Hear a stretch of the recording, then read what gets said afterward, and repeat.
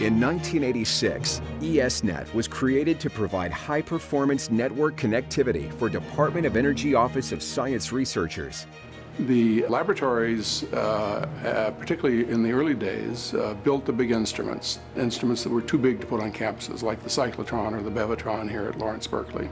The data generated from these experiments needed to be shared, analyzed, and archived by scientists back at their home institutions or in collaboration with partners around the world. We all couldn't afford airplanes. We all couldn't afford dedicated lines. We all had to figure out how are we going to connect ourselves in a way that gets it done. What does get it done mean? Enough bandwidth to send the data, large pipes of data. Individual programs began to create their own networks that used their own protocols, including MFEnet, HEPNet, and DECnet. So you had these three competing technologies.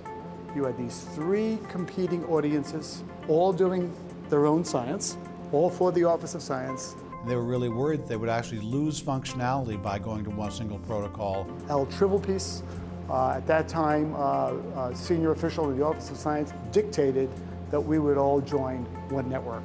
We had enormous cultural battles over this going forward. But a steering committee was formed of all of these forces, all of these prima donnas that liked their own technology, dedicated to their oon science, and we were put in a room. And so, 25 years ago, ESnet was born, enabling scientists from across the country and eventually around the world to connect and collaborate to advance scientific discovery.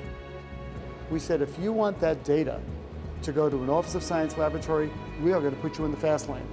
Everyone else was in the crunched up, slowed down network of the internet. Science was in the fast lane.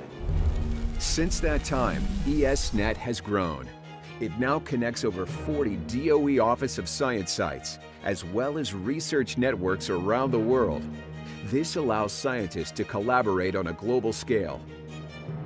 Because of ESnet and its peers, the development of major science research facilities like the Large Hadron Collider was made possible. That was arguably the first major scientific experiment that depended completely on networks. That is, without an international network infrastructure, you couldn't do the LHC physics experiments.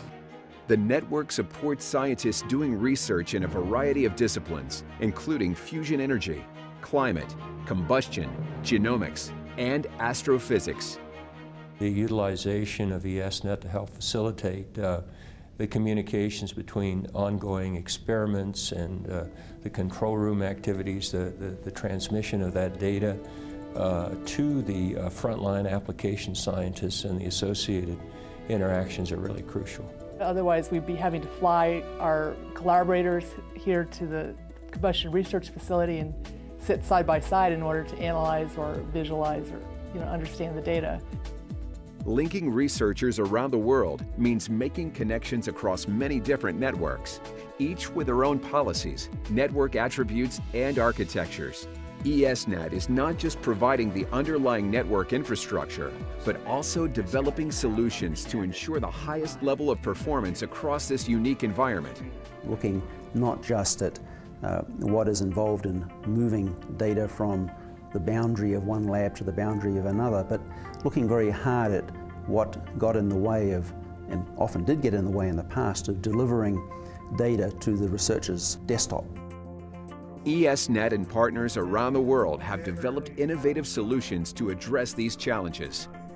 A new dynamic virtual circuit technology called OSCARs gives scientists direct and dedicated connections to collaborators and resources worldwide. Other tools like Perf Sonar provide a global infrastructure for measuring and monitoring network performance in real time, enabling instant debugging of network issues from end to end. In order to solve this end-to-end problem of being able to move data reliably from a scientific instrument to the researcher thousands of miles away, is we have to look at all the different components that are needed to make that happen. The facilities you're seeing here generate data once. You better capture it, you better ship it to where it needs to be shipped, and you better not lose it. In 2011, ESnet carried on average about 7 petabytes of data per month, and this is expected to grow by a factor of 10 in the next 4 years. By 2015, it's expected that ESnet will carry over 100 petabytes of data per month. To accommodate and anticipate this year-over-year data growth, ESnet is developing the world's first 100 gigabit per second nationwide network dedicated to science. The U.S. basically invented the internet. It's critical that we stay in the lead. ESNet's close proximity to Silicon Valley, the researchers at universities and the labs here gives us an opportunity to work with them in developing these new technologies that can keep U.S. at the forefront.